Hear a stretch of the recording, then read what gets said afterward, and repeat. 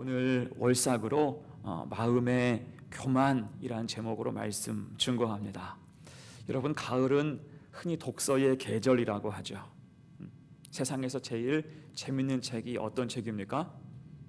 우리는 성경이라고 이야기하겠지만 소설을 많이 좋아해요. 여러분, 소설 많이 읽으셨어요? 소설을 보면 장편 소설과 단편 소설이 있죠. 분량 차이입니다. 대부분은 장편 소설이 인기가 많아요. 더 재미있죠. 기니까 줄거리도 더 복잡하기도 하고 재밌기도 하고 그래요. 그런데 단편 소설, 짧은 소설도 못지않게 재밌습니다. 특히 제가 가끔 찾아 읽는 소설은 신춘문예의 당선작이에요. 신춘문예 당선작은 매우 짧아요. 왜냐하면 신춘문예 그 소설 부문 공고를 보면 대부분 이제 200자 원고지 한 7, 80매, A4로 따지면 한 10장 분량이에요. 이 짧은 글을 통해서 성과를 내고 당선돼야 하기 때문에 굉장히 심도 깊게 잘 쓴 글들이 많습니다. 장편 소설 못지않게 재밌는 글도 많이 있어요. 여러분, 성경으로 치면 이 오바댜서가 그런 경우입니다. 오바댜서는 구약 성경 39권 중에서 유일하게 한 장으로 구성된 성경이에요. 하지만 짧다고 해서 주시는 은혜도 작다고 생각하면 오산입니다. 짧아도 하나님의 말씀이며 오히려 더 메시지가 선명한 거죠. 그러면 오늘 본문의 의미, 또한 이 말씀이 오늘을 사는 우리에게 주시는 교훈이 무엇일까? 두 가지로 생각을 해보죠. 첫 번째, 하나님은 두루 살피시고 은혜해 주신다는 것입니다. 오늘 오바댜서의 주제는 에돔에 대한 심판이에요. 그런데 주제가 심판일 뿐 심판에 이르는 과정은 모두 은혜였습니다. 이게 특별한 거죠. 처음부터 심판을 작정하는 것은 아니었어요. 은혜를 주시는데 결국 심판으로 이어져서 문제다라고 할 수가 있어요. 은혜를 은혜로 알지 못한 까닭입니다. 자, 우선 에돔은 어떤 나라입니까?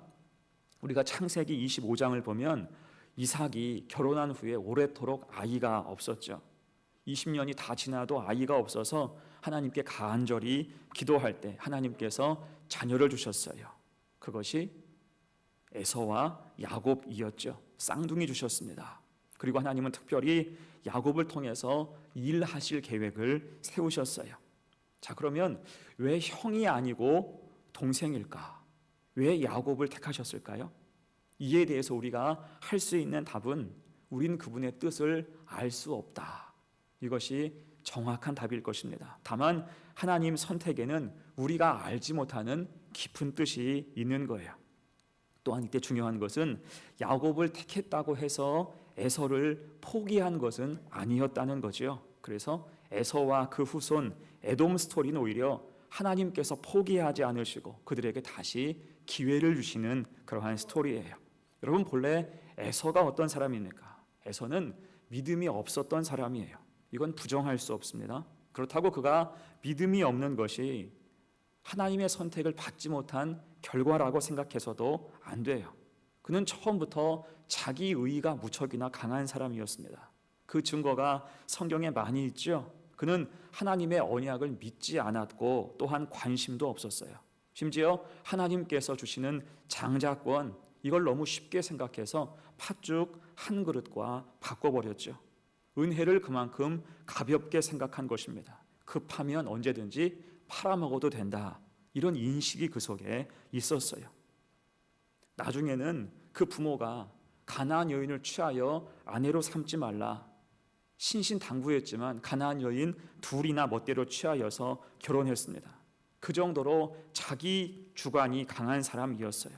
이렇게 신앙이 비뚤어졌는데 이것 역시 하나님께서 비뚤어지도록 조장하신 것이 아니라 스스로 비뚤어졌다라고 말할 수가 있는 거예요. 우리가 자녀를 키워보지만 자녀가 비뚤어지도록 일부러 방치하는 부모는 아무도 없습니다. 다만 여러 영향 속에서 스스로 잘못된 선택을 하면서 스스로 비뚤어져 가는 거죠. 자, 그럼에도 하나님은 이후로 에서를 생각하세요. 그래서 나중에 그는 사해 남부에 있는 세일산에 정착을 하게 됩니다. 이것은 아주 높은 산악지역이었어요. 산악지역이라고 해서 나쁜 땅은 아닙니다. 이 땅은 두 가지 장점이 있었죠. 하나는 경제적인 유익이 있는 땅이었습니다. 그 땅은 대륙과 대륙이 만나는 경계이고 요충지였어요. 일종의 톨게이트 역할을 하는 그러한 곳이었습니다. 여기에서 통행세를 받고 중개무역을 할 수가 있었습니다. 또 하나는 군사적인 장점이 있었죠. 지대가 높았기 때문에 수비하기가 용이했고 매섭게 반격할 수도 있었습니다. 난공불락의 요새 같았어요. 그래서 세일산 인근에서 에돔 족속은 크게 부흥합니다. 이곳이 지금으로 따지면 요르단, 페트라 지역이라고 할 수가 있죠. 그러니까 하나님은 에서에게도 큰 은혜를 주신 것입니다. 하나님께서 이삭의 형제인 이스마엘에게도 축복하신 것처럼 야곱의 형제인 에서에게도 큰 은혜를 주신 거예요. 왜요? 그도 믿음의 조상 아브라함의 후손이 되기 때문입니다. 심지어 신명기 2장을 보면 이스라엘 민족이 가나안 땅으로 진군해서 들어갈 때 세일산에 있는 에서의 후예를 향해서 동족이라 말씀하셨고 그들을 건들지 말 것을 명령하셨어요.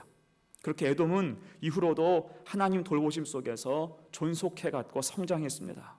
하지만 그 사이사이에 에돔이 사실은 이스라엘을 향해서 얼마나 많이 미운 짓 했는지 몰라요.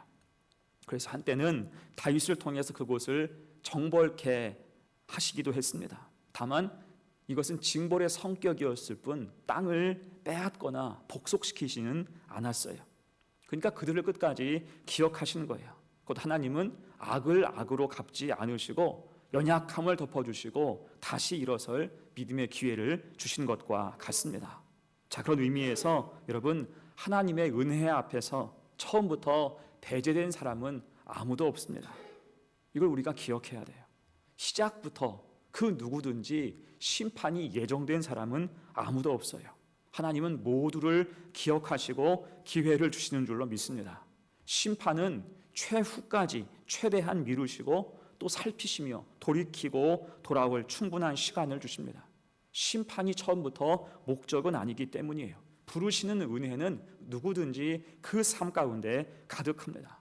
이 사실을 우리가 기억하고 이 마음을 가지고 우리도 참고 참으면서 복음을 증거하는 성도가 되시기를 간절히 바랍니다. 처음부터 심판이 예정된 사람이 없어요. 예수 안 믿는다고 해도 그 사람에게도 하나님 뜻이 있고 돌아오면 기뻐하신 하나님 은혜가 있는 것입니다. 다만 여러 영향 아래에서 허덕이면서 빗나갔을 뿐 그들도 구원받을 자격이 있는 사람인 것입니다. 이 마음을 헤아려서 우리도 믿지 않는 사람들을 바라보면서 저들도 구원받을 수 있는 하나님 백성이다, 그 마음을 가지고 전도하고 특별히 11월 달 우리 가족들, 이웃들 초청하는 잔치에 그렇게 힘내서 전도할 수 있는 성도가 되시기를 간절히 축원합니다. 아멘. 두 번째예요. 본문의 교훈 두 번째, 마음의 교만이 문제라는 것입니다. 아까도 이야기했지만 에돔은 많은 혜택을 받았어요. 하나님이 친히 그들을 살피셨습니다. 신명기 23장 7절에서 다시 강조하시죠. 너는 에돔 사람을 미워하지 말라. 그는 너의 형제이니라. 이 말씀을 누누이 강조하셨어요. 하지만 에돔은 그 은혜를 모르죠. 아까도 이야기했듯이 미운 짓을 참 많이 했습니다. 물론 이스라엘이 강성했던 시절 다윗과 솔로몬 시대는 감히 대적하지 못했지만 이후로는 기회 있을 때마다 이스라엘을 배신하고 끊임없이 괴롭혔어요. 심지어 나중에 바벨론이 유다를 공략해서 멸망시킬 때에는 앞장서서 길을 안내했고 침공에 선봉에 서기도 했습니다. 은혜를 원수로 갚은 거죠. 여러분, 왜 그랬을까요? 그들이 착각하고 있었던 거예요. 유다가 없고 이스라엘이 없으면 그 땅을 차지해서 영토를 넓히고 더 잘 살 것으로 생각한 것입니다. 그들은 순망치한, 입술이 없으면 이가 시린 것을 모르고 헛된 착각에 빠진 거예요. 여러분, 삼국시대에 신라가 전국을 통일했는데 심지어 중국까지, 당나라까지 끌어들여서 고구려를 멸망시켰습니다. 고구려를 멸망시키면 그 넓은 만주벌판이 다 자기 땅이 될 줄 알았던 거예요. 하지만 웬걸? 다 빼앗겼죠. 만주는 고사하고 평양, 대동강 위는 다 빼앗겼습니다. 심각하게 착각한 결과라고 할 수가 있죠. 오늘 오바댜도 그래서 그들의 착각을 꼬집고 선포하는 거예요. 2절 보세요. 보라, 내가 너를 나라들 가운데 매우 작게 하였으므로 내가 크게 멸시를 받느니라.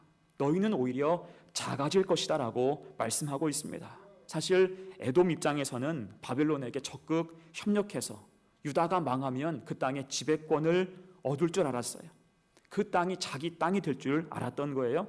그렇게 탐욕에 눈이 멀어서 옆집에 불이 나도 도와주지 않고 오히려 부채질한 것입니다. 하지만 그 불이 어디로 가요? 나중엔 자기 집으로 번지는 거예요. 그렇게 크게 멸시를 받느니라. 아무런 혜택도 없었고요. 나중엔 더 작아질 수밖에 없었다는 것입니다. 결국 무엇이 문제였어요? 마음의 교만이 문제였습니다. 3절 4절 말씀이에요. 너희의 마음의 교만이 너를 속였도다. 바위 틈에 거주하며 높은 곳에 사는 자여, 내가 마음에 이르기를 누가 능히 나를 땅에 끌어내리겠느냐 하니 내가 독수리처럼 높이 오르며 별 사이에 깃들일지라도 내가 거기에서 너를 끌어내리리라. 여호와의 말씀이니라. 아멘. 그들은 마음의 교만으로 잘못된 판단을 하게 됐고 그것이 자신을 속인 결과가 되었다라고 성경은 말씀합니다. 그럼 무엇이 그들로 하여금 교만하게 했을까요? 3절에서도 말씀한 것처럼 그들은 스스로 난공불락의 요새에 살고 있다고 생각했어요. 안전하다고 생각했습니다. 독수리 요새처럼 높은 바위 틈에 근거지를 두고 있으니 하나님도 발 아래 보이는 거예요. 우리는 안전하다. 누가 나를 능히 끌어내려 땅 밑으로 떨어뜨리게 할 수 있겠는가? 그 마음 가지고 교만했어요. 곧 교만이라는 병이 중증이었죠. 여러분, 그래서 교만이 무엇입니까? 교만은 믿음에서 이탈한 마음이에요. 구원받을 기회를 박탈하는 마음입니다. 하나님 뜻을 이겨 먹으려고 하는 것이 교만인 거예요. 시편 17편 10절 말씀이죠. 그들의 마음은 기름에 잠겼으며 그들의 입은 교만하게 말하나이다. 여러분, 교만은 이 마음이 기름에 잠긴 그러한 상태예요. 거기에 잔뜩 취해 있으니까 딴 게 안 보이는 거예요. 그처럼 에돔도 지금 무사 아니랬습니다. 5절 이하의 말씀처럼 도둑이 들어오고 강도가 들어오고 큰 위기임에도 아직 정신이 들지 않는 거예요. 아직 안전하다, 문제없다 착각하는 것입니다. 도둑이 들어오고 강도가 들어오는 통로가 이미 뚫렸음에도 이것을 막을 생각을 전혀 하지 못하고 있었다는 거예요. 결국 그 결과가 무엇입니까? 7절이에요. 너와 약조한 모든 자들이 다 너를 쫓아 병경에 이르게 하며 너와 화목하던 자들이 너를 속여 이기며 내 먹을 것을 먹는 자들이 내 아래에 함정을 파니 내 마음에 지각이 없음이로다. 아멘. 너와 약조한 모든 자, 이것은 특히 바벨론을 뜻하죠. 이들이 처음에는 감언 이설로 속였다고요. 그 땅을 너희에게 줄게, 너희에게 지배권을 줄게 약조했어요. 하지만 나중에는 그 약속을 다 깨고 오히려 함정을 팠다는 거예요. 한마디로 하면 토사구팽 당한 것입니다. 이유가 뭐예요? 7절 말씀, 내 마음에 지각이 없음이로다. 하나님 모르니까요. 탐욕에 눈이 어두워서 한없이 교만했기 때문에 그 마음에 지각이 있을 수가 없겠죠. 스스로 무덤을 판 결과가 되었습니다. 여러분, 그럴 때 에돔이 훗날 어떻게 됐을까요? 에돔은 유다가 멸망한 후에 바벨론에게 오히려 심각하게 침략과 수탈을 당하게 됐고요. 훗날에는 알렉산더에 의해서 극심한 타격을 입은 채 존립하지도 못하고 나라를 구성하지도 못하고 근근히 명맥만 유지하다가 로마 시대에 와서는 완전히 망하게 됐어요. 지금은 흔적도 없습니다. 결국 9절에서 말씀하듯이 그들은 멸절, 그 민족 자체가 사라지게 됐다는 거예요. 여러분, 그런 의미에서 에서 족속, 에돔 족속의 가장 큰 문제가 무엇입니까? 하나님의 은혜와 돌보심을 잊고 또한 회개할 기회도 전부 놓쳤다는 것입니다. 대신 그들이 망하도록 도운 유다 민족은 어땠어요? 그들은 나라가 망한 후에 약 70년, 100년 후에 다시 예루살렘으로 돌아오기 시작했어요. 다 망하고 없어질 줄 알았는데 100년 지나니까 꾸역꾸역 모이는 거예요. 그러더니 다시 성전 세우고 예루살렘 성을 재건하고 나라를 세웠습니다. 여러분, 이런 일이 세상 역사에도 흔하지 않아요. 망한 민족이 100년 후에 다시 돌아와서 나라를 세운다. 이것은 유례를 찾을 수 없을 만큼 아주 유의미한 그러한 일입니다. 망한 민족이 어떻게 다시 그 땅에 돌아올 수 있었을까? 그들은 신실해서 돌아온 거예요. 믿음이 회복되어서 하나님을 붙잡았을 때 다시 돌아와서 신실하게 나라를 세우게 된 줄로 믿습니다. 이것을 하나님께서 하신 일이죠. 그러면 이런 광경을 실제로 바라보면서 에돔 족속은 두려워해야 마땅했습니다. 자기들 생각대로 된 것은 아무것도 없잖아요. 유다가 망하면 그 땅이 내 땅이 될 것이다. 유다는 아예 멸절되어 사라질 것이다 생각했는데 멀쩡하게 돌아와서 그 땅을 차지하고 나라를 세워 나갔습니다. 이게 놀라운 일이에요. 대신 자기들은 갈수록 쇠락해 가는 거죠. 이런 현실을 목격했다면 그때라도 회개해야 되는데 그들은 요지부동이었습니다. 여러분, 이것이 마음의 교만이에요. 교만의 문제입니다. 돌이킬 기회를 주셔도, 바라보면서 생각할 기회를 주셔도 전혀 생각하지 않고 고집만 피우는 거예요. 끝까지 악한 것에서 버티는 거예요. 그러다 망하는 것입니다. 여러분, 그래서 마음의 교만은 성도가 반드시 해결해야 할 문제임을 믿습니다. 우리가 어디가 아파서 병원에 가면 병원에 가는 이유가 있잖아요. 병원 가서 원인을 찾고자 병원 가는 것입니다. 열이 난다면 열이 나는 이유가 분명히 있는 거예요. 그것을 먼저 해결하는 것이 기본이지 해열제만 먹는다고 될 일이 아니잖아요. 교만도 그렇습니다. 교만은 모든 죄의 근본이고 타락의 주범이에요. 자칫 이것으로 말미암아 심판까지 이어질 수 있는 것입니다. 그래서 마음의 교만을 우리는 하나님 말씀으로 차단하고 그 진리 앞에서 옷깃을 여미는 마음을 가지고 주 앞에 서야 할 줄로 믿습니다. 마음의 교만은 철저하게 내어버리라. 대신 주 앞에 믿음 가지고 서라. 그래서 마음의 겸손으로 말미암아 우리 주님과 늘 동행하는 복된 성도가 되시기를 간절히 축원합니다. 그러면 이제 말씀을 마무리합니다. 자, 오늘 오바댜서의 말씀은 분명한 교훈을 주죠. 하나님은 모두를 두루 살피신다는 거예요. 에서를 기억하시고 그를 살피시며 그 길을 인도하시는 것처럼 하나님은 모든 사람들을 돌보십니다. 처음부터 심판받기로 예정된 사람은 없는 거예요. 붙잡을 은혜는 충분하게 주어집니다. 은혜를 붙잡지 못해서 심판으로 나아갈 뿐인 거예요. 자, 그래서 문제는 마음의 교만이죠.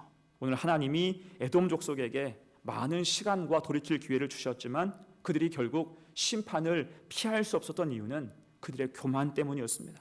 곧 교만을 뽑아내야 은혜가 임할 수 있다는 것입니다. 그래서 여러분, 우리는 이 11월의 첫날 우리 믿음의 상태를 주 앞에서 확인하면서 이 한 달을 시작해야 할 것입니다. 하나님 앞에서, 말씀 앞에서, 예배 앞에서 기도하면서 우리의 믿음을 생각해 봐야 돼요. 사람 보기에 어떠한지를 생각하지 말고 하나님 보시기에 나는 어떤 사람인가 깊이 생각할 때 교만의 함정에서 벗어나게 될 줄로 믿습니다. 그렇게 우리는 끝까지 주 앞에 서 있어야 돼요. 사람 앞에서 으스대고 자랑하며 사는 것이 아니라 하나님 보시기에 난 어떤 사람인가, 주의 사명 충실히 잘 감당하는가, 그렇게 주의 옆에 서 있을 때 우리는 주님과 함께 영광을 누릴 자격이 생길 줄로 믿습니다. 그렇게 11월 힘내서 신실하게 믿음의 길을 가는 복된 성도들 다 되시기를 간절히 축원합니다. 아멘. 기도합니다.